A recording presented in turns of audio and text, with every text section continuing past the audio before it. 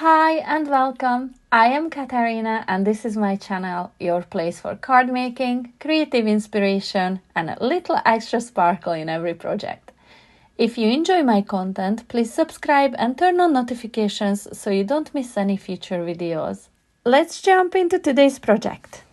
Hi everyone, so it is the 1st of February and we are back with another sketch challenge. This is a challenge hosted by Lisa from Crafting Diva. And everyone else participating will have a link to either the YouTube or the Instagram in the description box below. Make sure you go and check out everyone's makes. So the sketch that Lisa has set out for this month is this one in here you can see on my screen.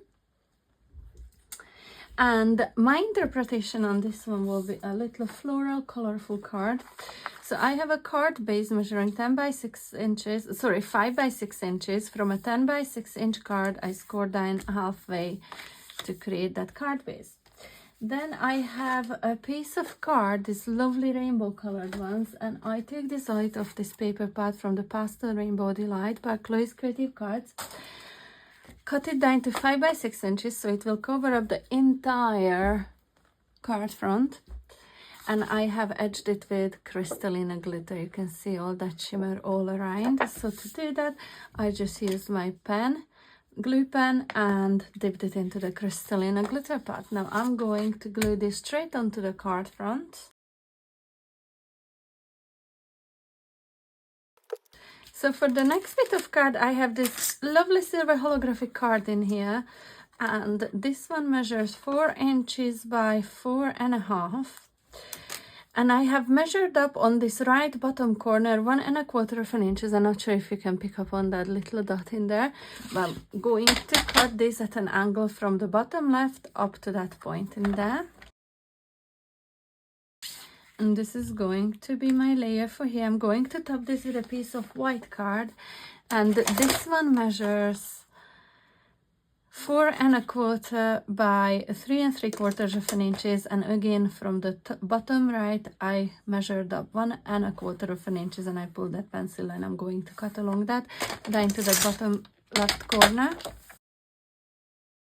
So that lines up perfectly, now leaving me with an even border. And I do want to add a bit of texture to this. So I do have an embossing folder I picked out, and this one is the Decadent Dots. And I thought the pattern in this one really went well with this kind of a firework flower kind of a pattern. So I just decided to use this to emboss this card or emboss details to this card. And I'm going to send this through my die cutting machine.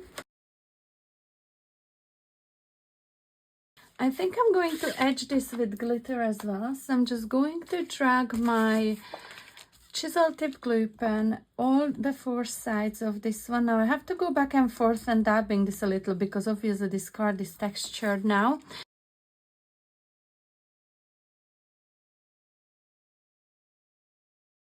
And then I'm going to layer this piece on top of my mirror card.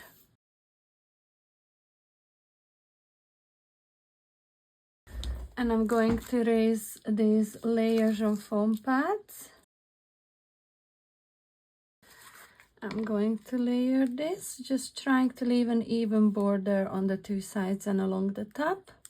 Now for this little banner, I have cut a piece of the same silver card to 3/4 inch wide, and then a pink card that matches the colors in the pattern paper to 1/2 inch wide. And I do want to cut this down to a fishtail. So I'm just going to use my scissors to do that.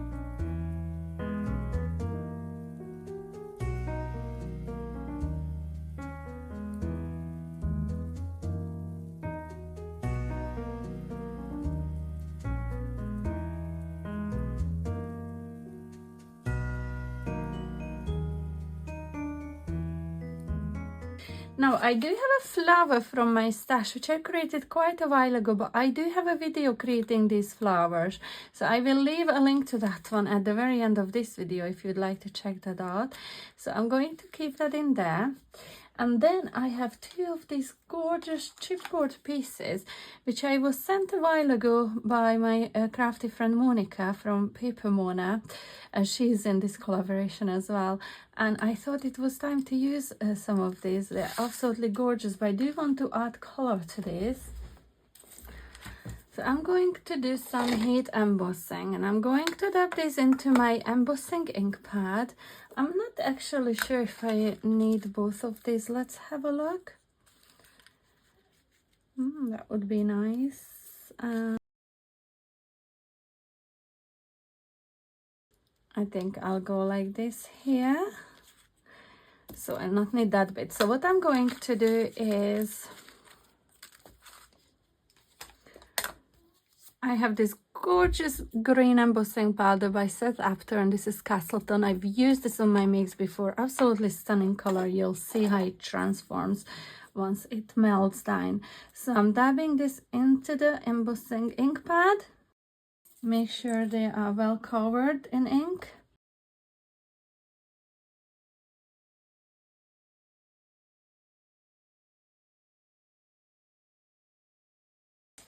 And now I'm going to use my heat tool to melt the powder on these and just watch the magic happen. Before setting my heat tool to the chipboard pieces, I'm going to let this run for about 30 seconds to make sure it's properly heated up.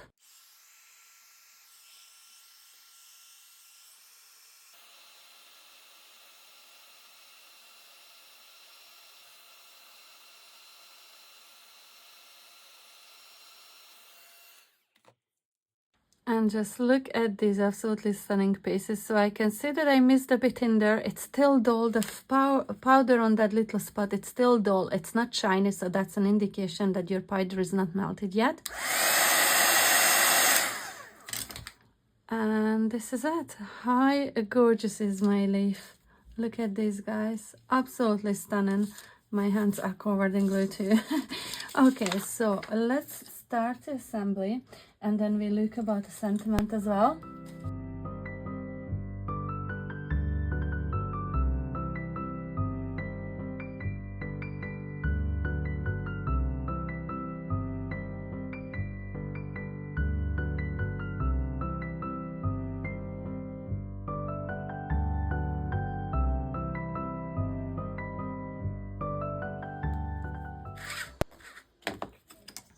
For my sentiment, I picked out Hello and Beautiful, and this is from the Summer Flower Trio Stamp and Die set.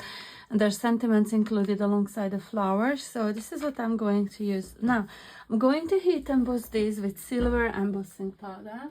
And the one I'm going to use is the Polished Silver Superfine. Superfine is amazing for sentiments to show up all the lovely details, especially if there's fine lettering on them. So now you could either use your embossing ink pad, which I've used today, or you can use any pigment ink pad which stays wet long enough for the powder to stick to. And because this one here is an opaque powder, it will cover up the color underneath. So I am going to go with this one just to show you that you can use your pigment powders as well for heat embossing if you don't have any embossing ink pad on hand. And also because for sentiments like this, sometimes it is much easier to see if the lettering is dark ink like this here, rather than the see-through ink or watermark ink, which would be very hard to see sometimes, depending on what time of the day you're crafting, or some people don't have perfect eyesight to see either. So this is just an alternative option that you can use pigment ink pads. Distress oxide inks also work very well, which I use often when I want colored sentiments and do clear heat embossing on top. So now I'm just going to sprinkle these on.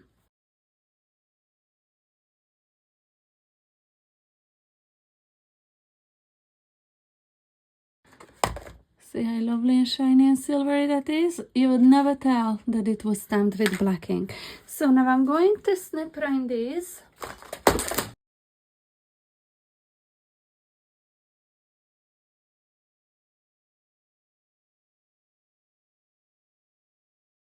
And I do think I'm happy with this. I'm going to pop these on foam pads actually.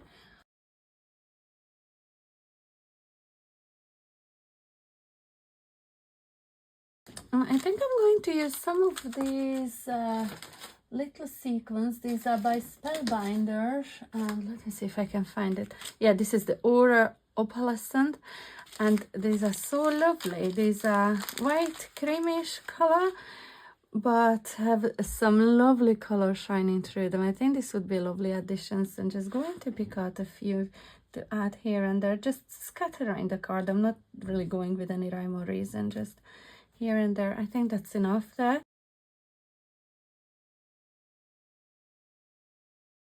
So this is it. My card for this one's sketch challenge is finished. I am in love with this one. What do you think, guys? Do let me know in the comment section below. So this was my first time ever heat embossing on chipboard, and I really love it. I do have some other pieces as well. Actually, I have lots of different chipboard pieces, but for foliage I have these here in my stash as well.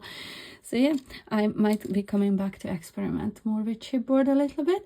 And I absolutely do love the shine, the sparkle from the glitter, from the mirror card, and from the sequins, glitter on the flowers as well. Do let me know what do you think, and make sure you go over and check out everyone else's videos in this challenge.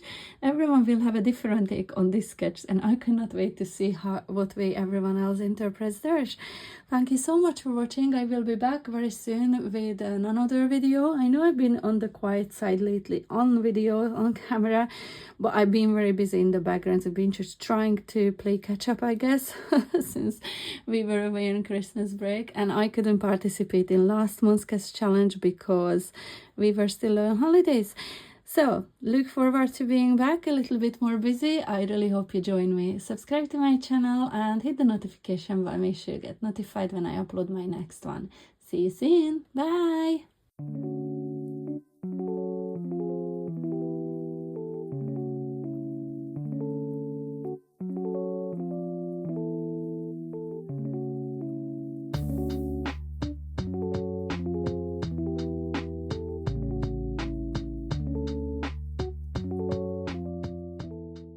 Thanks so much for watching. Be sure to subscribe so you won't miss my next video, and in the meantime feel free to click on these rectangles for more creative inspiration. Until the next time, see you soon. Bye!